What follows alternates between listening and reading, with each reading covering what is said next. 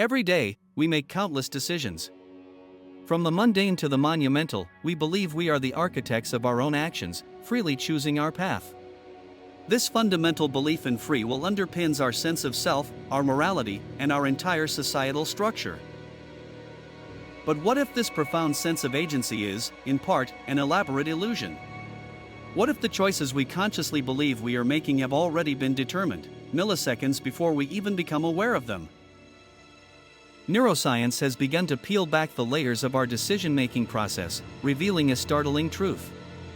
Decades of research, notably experiments by Benjamin Libet, have shown that our brains prepare for an action before we consciously decide to perform it.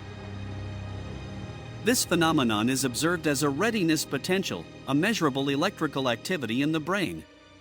It appears in the motor cortex hundreds of milliseconds before a person reports making a conscious decision to move. Imagine you're asked to press a button whenever you feel like it. Your brain activity shows it's already decided to press the button before you consciously register the thought. Your choice seems to follow, not precede, the brain's initiation.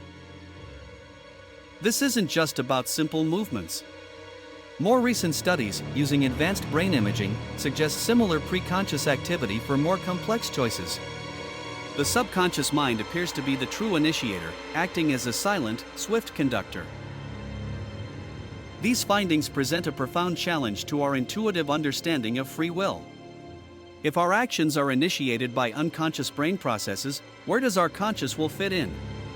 Is it merely a spectator, observing decisions already made? This raises unsettling questions about who is truly in control. If the I that thinks it's deciding is always a step behind the brain's activity, then our sense of conscious control might be a retrospective interpretation. It suggests that our conscious awareness of a decision might be more akin to an announcement than an origination. We become aware of a choice that has already been set in motion by deeper, unseen mechanisms. This doesn't necessarily mean we are mere puppets. But it does force us to reconsider the nature of our autonomy and the very definition of what it means to choose. The debate surrounding these findings is far from settled. Some argue that while the brain initiates, consciousness might still possess a veto power. We might not consciously initiate an action, but we could consciously stop it. Others propose that free will isn't about initiating every single action from scratch. Instead, it might reside in our capacity for rational thought, long-term planning, and the ability to reflect on and modify our desires. Perhaps free will is not an absolute, all-or-nothing concept, but a spectrum.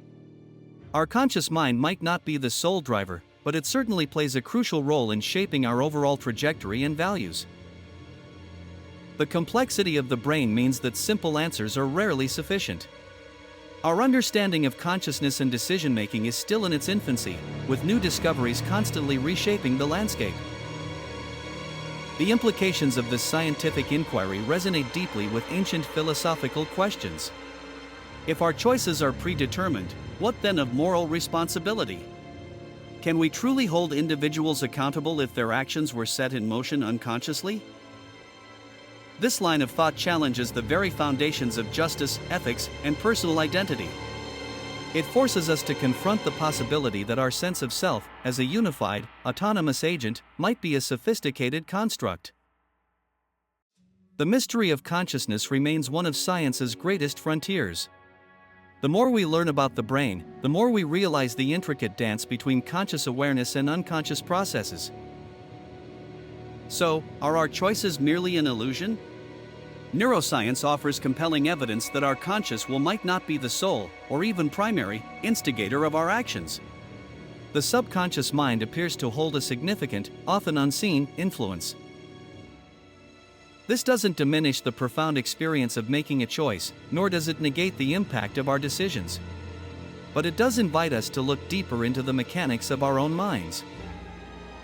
The question of free will continues to be a captivating enigma, bridging the realms of science, philosophy, and our everyday experience. It challenges us to reconsider what it truly means to be human, to choose, and to be free.